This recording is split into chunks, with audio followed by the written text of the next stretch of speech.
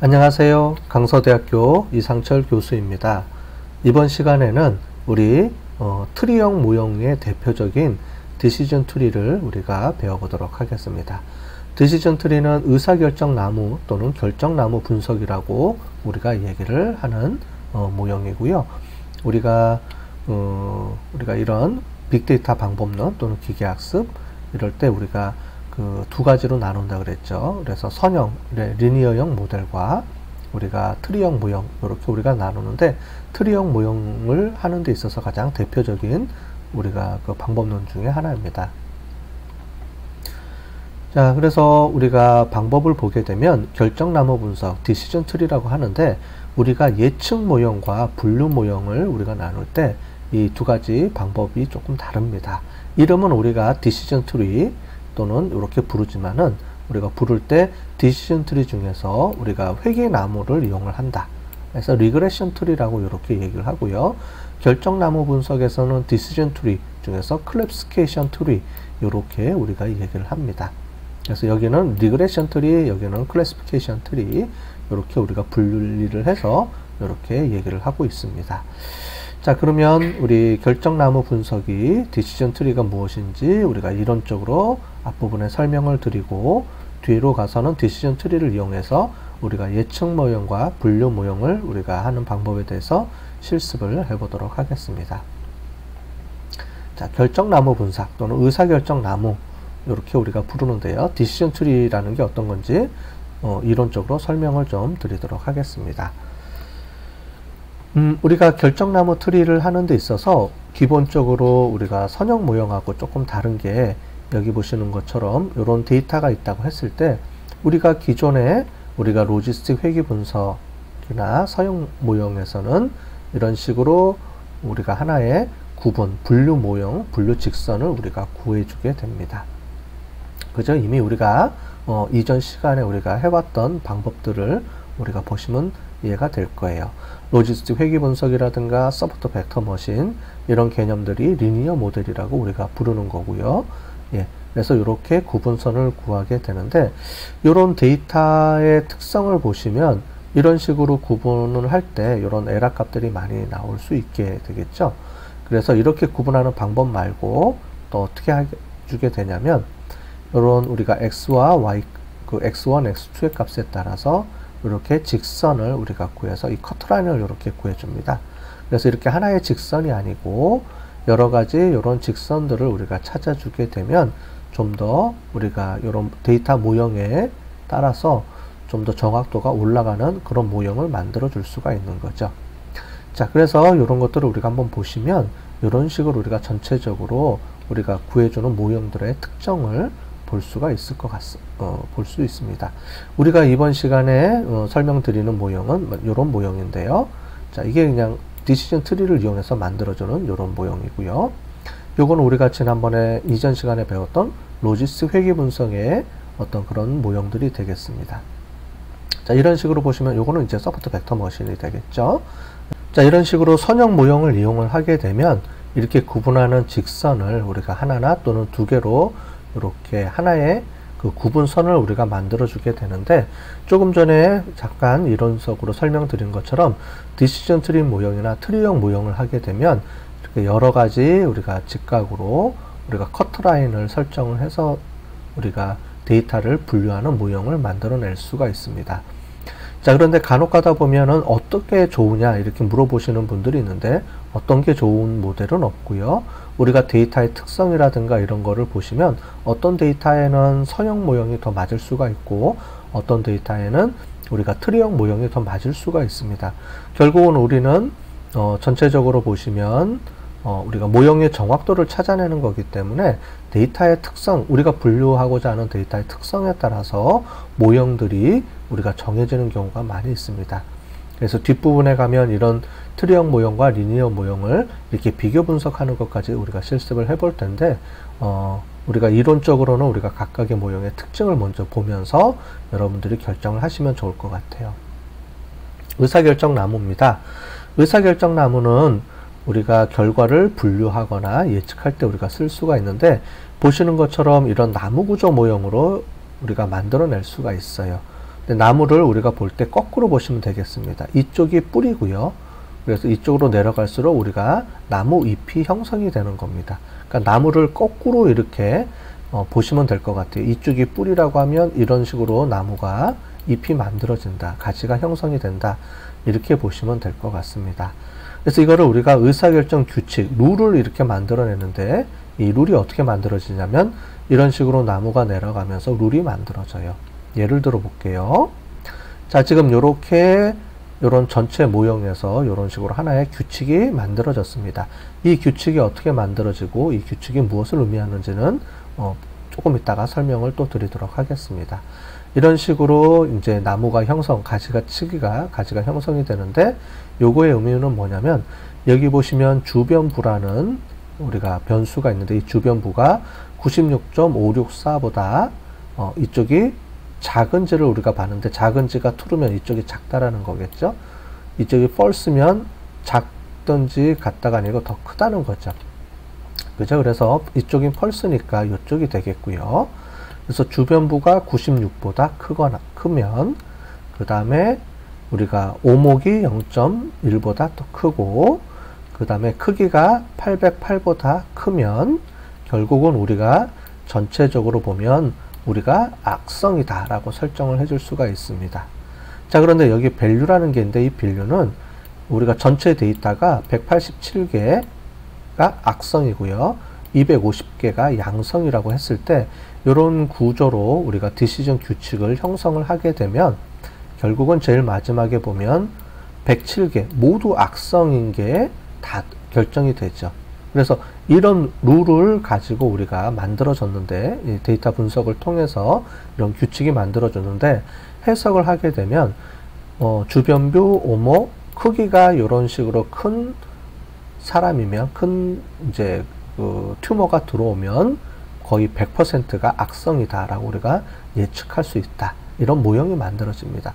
결국 이렇게 될 수도 있고요. 그 다음에 이게 두 번째 규칙이 만들어지겠고요. 이게 첫 번째 규칙, 이게 두 번째 규칙, 이게 세 번째 규칙, 이게 제일 마지막에 있는 제일 마지막만 우리가 체크를 해주면 되니까 하나, 둘, 셋, 넷, 다섯, 여섯, 7개의 모델이 우리가 그 규칙이 이렇게 디시전 규칙이 만들어진 겁니다.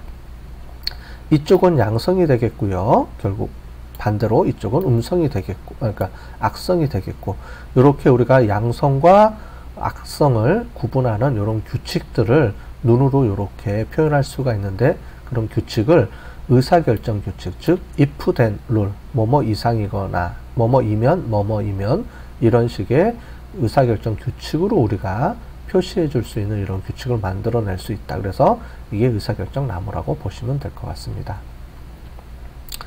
자, 주요 방법으로 보게 되면 우리가 트리 구조 또 룰 구조로 우리가 만들어지게 되죠. 그 다음에 최종 규칙은 우리가 룰로 만들어지게 되고요.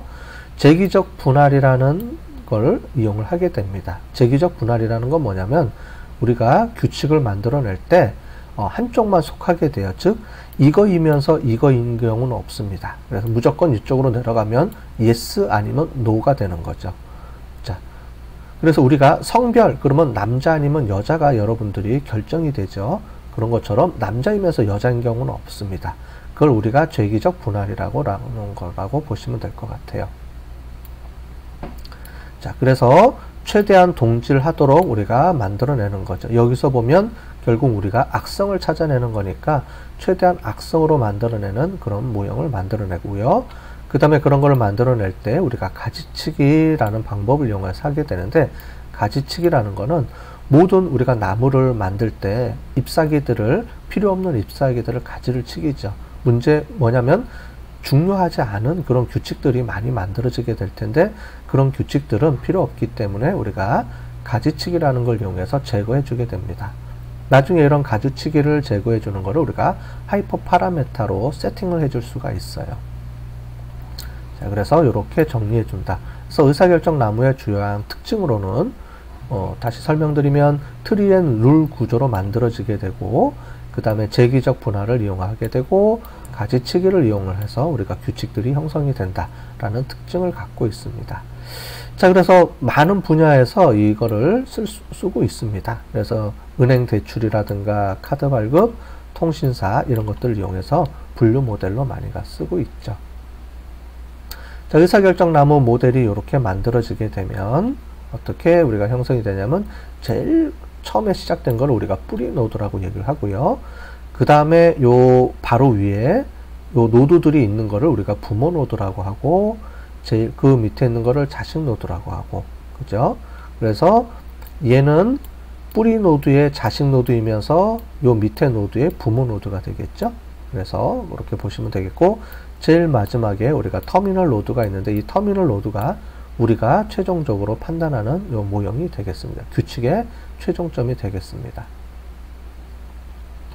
자, 의사결정나무는 우리가 회계나무와 분류나무 두 개가 있다 라고 우리가 말할 수 있고요. 그래서 우리가 예측 모형은 우리가 회계나무, 리그레션 트리 이렇게 우리가 부르고요. 그 다음에 우리가 분류면 클래시피케이션 트리 이렇게 얘기를 하고 있습니다. 그 다음에 재기적 분할 알고리즘이라 그래서 이거를 구분하는 방법들이 우리가 여러 가지 종류가 있는데 카트, C5.5, 케이드 뭐 이런 방법들을 우리가 많이 쓰고 있습니다. 자, 그 다음에 요 카트 C5.0 여기서 쓰는 알고리즘이 있는데 이 알고리즘을 우리가 불순도 제거 알고리즘이라고 합니다. 그래서 이 알고리즘에 카트에서 쓰는 게 진위 지수를 쓰고요. C5.0은 엔트로피 지수를 쓰고요. 그 다음에 케이드는 우리가 카이스퀘어 방법, 여기 보면 카이스퀘어 똑같죠? 카이스퀘어 방법을 쓰게 되는 겁니다. 이 각각에 대해서 우리가 간단하게 예를 들어서 한번 설명을 해드리도록 하겠습니다. 먼저 회계나무입니다. 회계나무는 리그레션 트리라고 우리가 부르고요.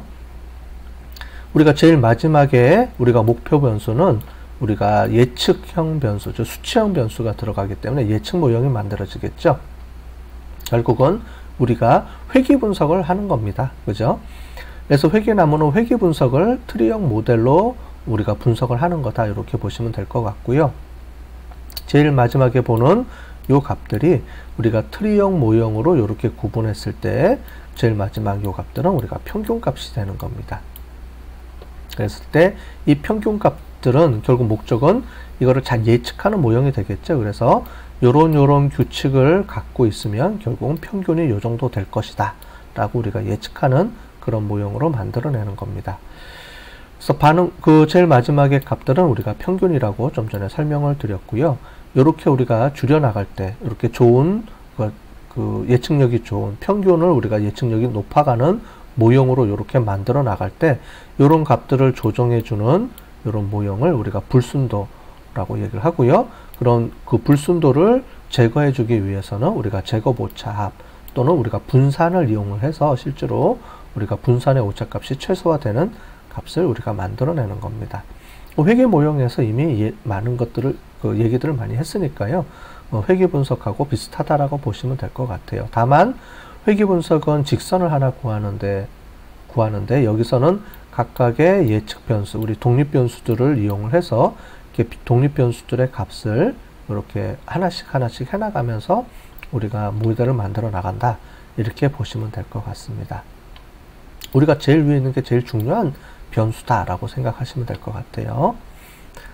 자, 그 다음에 우리가 분류 모형입니다. 분류나무라고 우리가 부르는 거죠. 분류나무인데 분류나무는 목표 변수, 제일 마지막에 있는 변수가 우리가 범주형 변수가 되겠죠. 클래스. 여기서 보면 우리가 클래스는 양성 아니면 악성이 되겠죠. 그렇게 보시면 될 것 같아요. 자, 이렇게 분할하는 알고리즘은 종류가 여러 개가 있습니다. 카트 또는 C4.5 또는 C5.0이라고 부르기도 하고요. 케이드 방법 이렇게 쓰는데 보통 우리가 재기적 분할 디시전 트리라고 하면은 카트나 C5.0을 의미합니다. 이 두 개를 가장 많이 쓰기 때문에 그래서 분류나무, 회계나무 둘 다 우리가 쓸 수가 있고요. 그 다음에 예측 변수 똑같이 쓸 수가 있고 카트는 진위지수라는 방법을 이용을 하게 되고 C4.5, 5.0은 엔트로피라는 개념을 이용해서 쓰게 됩니다. 뭐 개발자들이 있고요. 요거를 좀 더 구체적으로 한번 설명을 드려보도록 할게요. 먼저 카트입니다. 카트는 클래시피케이션 리그레션 트리를 의 앞자를 따서 카트라고 우리가 부릅니다. 브라이만이 우리가 개발을 했고요. 둘 다 가능하고, 알고리즘은 진위지수라는 걸 이용을 하는데, 이 불순도 알고리즘이라는 개념에 대해서 좀 설명을 드릴게요. 만약에 우리가 불순도가 높다라고 하면은 이렇게 보면은 진위지수라는 거를 우리가 쓰게 되는데, 불순도가 최대한이라고 했을 때는 똑같다는 거예요. 즉 뭐냐면 악성과 양성으로 우리가 맞출 확률이 반반이다. 0.5라는 개념은 뭐냐면 우리가 도저히 모르겠다는 거죠. 확률이 반반이라는 거는 A도 아니고 B도 아니라는 개념입니다. 그래서 최대값이 0.5가 될 때, 이게 불순도 값이 0.5라는 말은 뭐냐면 가장 높다라는 말이에요. 불순도가. 그래서 이런 것들을 우리가 클래스 1과 클래스 2를 이용해서 이렇게 이 불순도 지수를 낮춰주는 겁니다.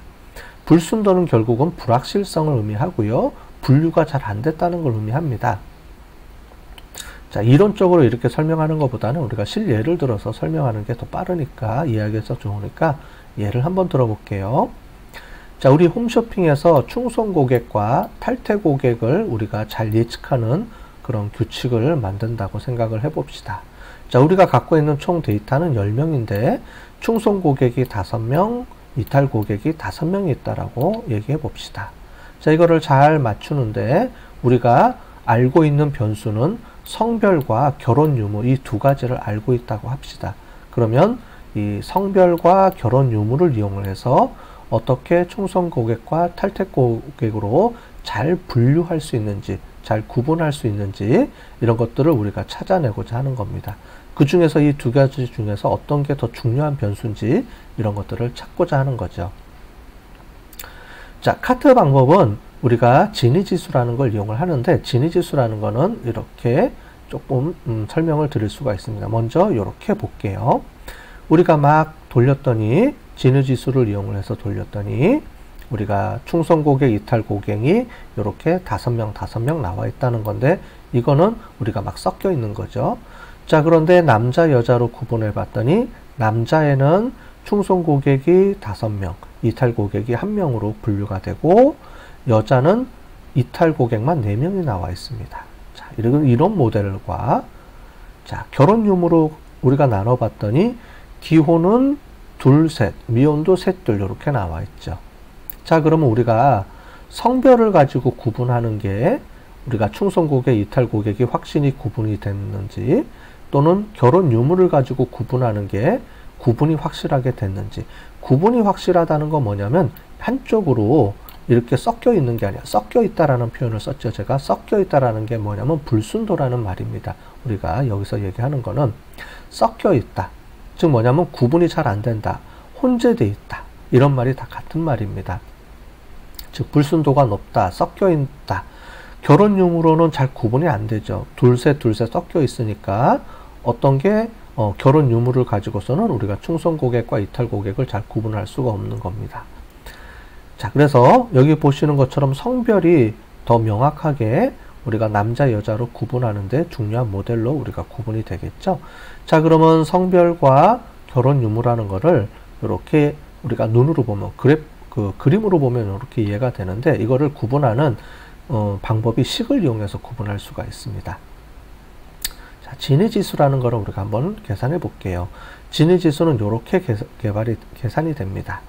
먼저 여기는 전체 데이터 개수 중에, 그 다음에 요 위에 있는 개수는 요 충성 고객과 요 고객을 의미합니다. 이탈 고객을 의미합니다. 여기 보면 전체 10명 중에 5명 이렇게 나와 있기 때문에 이렇게 계산을 해주면 우리가 0.5가 나옵니다. 예. 그 다음에 남자로 우리가 구분해 주게 되면, 남자는 6명 중에, 전체 6명 중에 5명이 우리가 충성 고객이고 6명 중에 1명이 이탈 고객이 되죠. 그래서 이 식에 의해서 계산해 보면 0.278이 나옵니다. 여자는 계산해 보면 이렇게 계산이 되고요. 그래서 결국은 0이 떨어집니다. 자, 0.5는 우리가 불순도가 가장 높을 때를 얘기를 하고, 확률이 반반이고, 0은 거의 다 맞췄다는 거죠. 불순도가 하나도 없다. 여기 보시면 전부 다 여자잖아요. 그죠? 그러면 이거는, 이 그룹은 완전히 여자라고 우리가 판별을 할 수가 있죠. 분류를 할 수가 있죠. 그러면 성별은 남자일 경우와 여자일 경우를 동시에 이 두 가지를 고려를 해야 되니까 이 두 가지를 고려해 보면 이렇게 0.167이 나오게 되는 겁니다. 자, 되셨죠? 요렇게 요 식은 우리가 자체적으로 계산하는 요 식이 있습니다. 요 식을 우리가 계산한다라고만 이해하시면 될 것 같아요. 자, 결혼 유무는 우리가 빨리 해볼게요. 이렇게 돼 있는 거를 기혼, 미혼 거의 우리가 줄어들지가 않죠. 0.5에서 0에 가까워야 되는데 거의 줄어들지가 않아요. 실제로 해보면 0.48이 나옵니다. 0.48. 그죠? 0.48. 0.05에서 0.48로 우리가 별로 안 줄어들었죠. 네, 그래서 요거는 우리가 불순도가 줄어들지 않았다. 이렇게 우리가 얘기를 할 수가 있습니다. 결국 전체적으로 보면 성별을 우리가 볼 때는 0.5에서 0.167로 우리가 많이 줄어들었고요. 0에 가깝게 줄어들었고 여기는 거의 줄어들지가 않았습니다. 따라서 우리는 이 지니지수가 낮은 거, 즉 지니지수가 0에 가까운 거를 볼 때 성별이 우리가 이 충성 고객과 로열 고객을 구분하는 중요한 변수다라고 우리가 예측을 할 수가 있겠죠. 그래서 결국은 지니지수의 값이 0에 가까운 거를 중요 모델로 우리가 보게 됩니다. 우리가 그림으로 본 거를 우리가 숫자로 이렇게 표시를 해준 거예요.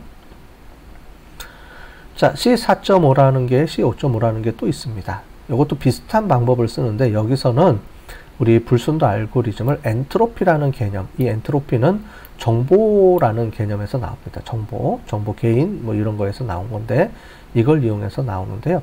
여기는 로그 값을 씁니다. 앞에는 이렇게 자승을 이렇게 썼죠. 여기 보시면 이렇게 자승을 이용해서 계산했는데 여기서는 그 자승 대신에 로그 값을 씁니다. 자, 로그가 이렇게 정보 이론에 의하면은 이 로그 값을 쓰는데 이 로그라는 게 컴퓨터의 비트를 이용해서 쓰게 돼요. 그래서 로그 2승으로 2의 밑을 우리가 2로 계산을 해서 쓰는 이런 방법을 쓰게 됩니다. 자, 그 다음에 로그 2에 또 마이너스를 붙여줍니다. 이 마이너스는 우리가 로그 값을 쓰게 되면 우리가 밑에 분모 분자분의 분모분의 분자인데 우리가 항상 분모로 계산해 주기 때문에 이 분모는 마이너스 1이 나옵니다. 그래서 마이너스를 없애주기 위해서 마이너스 로그 값을 쓰게 됩니다. 요건 그냥 계산의 편리성 때문에 해주는 거예요. 그래서 로그 2도 마찬가지고 얘도 마찬가지고 계산의 편리성을 이용을 하기 위해서 마이너스도 붙여주고 로그를 이용을 해서 이렇게 계산해주는 이 방법을 쓰고요. 이렇게 계산해서 나온 값을 우리가 엔트로피 값이다. 이렇게 얘기를 합니다. 결국 여기도 보면 이 엔트로피 값이 낮은 경우가 중요하게 되겠죠.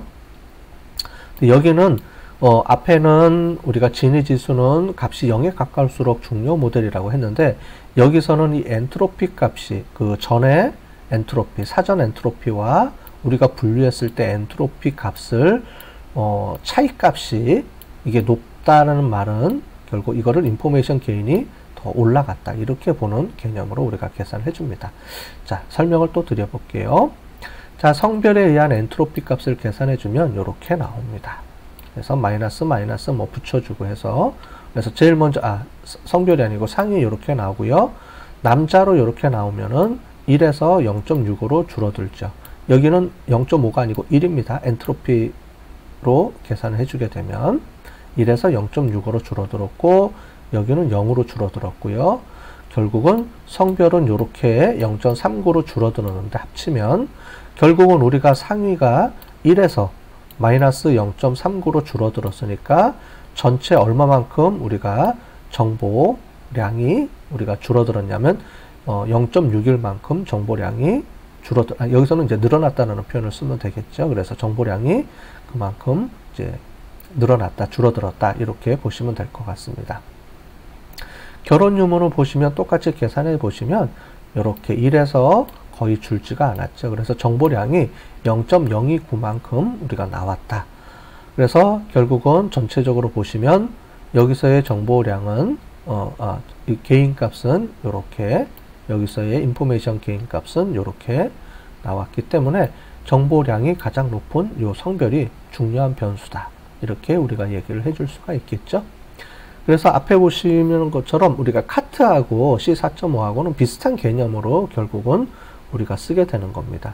그래서 자승을 쓰는 방법을 쓰느냐 아니면 로그 값을 취하느냐 결국은 우리가 목적은 같은 거예요. 목적은 불순도, 우리가 불확실성, 이 분류할 때 혼재되어 있는 거를 줄여주는 게 좋은 우리가 변수다라는 거의 기본 개념이고, 우리가 학자들마다 그래서 뭐 카트라는 방법을 개발해서 개발했고, 또 C 5.0, 4.5라는 걸 개발해서 쓴 거고요. 우리 모델에는 이 두 가지가 다 있습니다.